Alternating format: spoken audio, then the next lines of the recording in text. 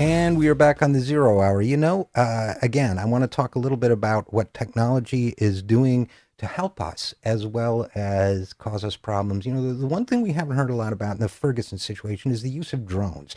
We've seen it in other community policing situations. On this program, we've even played you the video and the audio of a drone being destroyed by hockey fans in Los Angeles after it got too close to the crowd, and they threw a sweatshirt at it and brought it down and destroyed it. I mean, people really dislike drones, and I would say that is because of an instinctive understanding of the ways in which this technology can be used to suppress our privacy and our individual rights. So we talk about drones a fair amount on this program. I'm not saying they should always be opposed. Obviously, they've done good work rescuing hikers and so on, but they represent a significant threat to our civil liberties if used improperly. So far, they have not played heavily in the Ferguson story, but they have certainly appeared in other policing stories and, of course, in military actions around the world. So, again, the inventiveness of the American people and people around the world, we don't want to restrict it to America, is in responding to technology is sometimes fascinating to watch. So there is a new development, a new product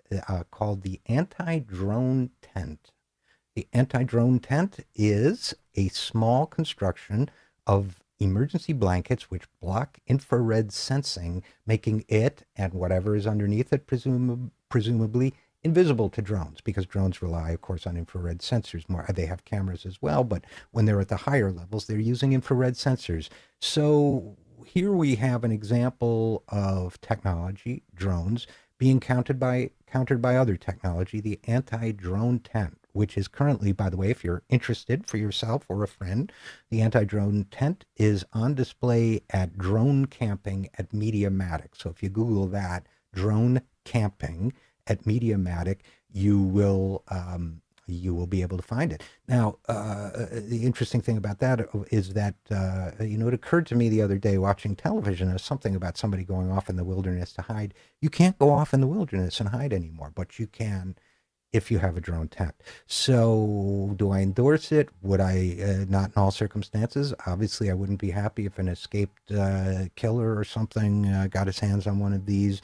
But let us not forget that what humanity creates, humanity can counter. And that's just a random thought for your random news segment. I'm Richard RJ Eskow, and this is the Zero Hour.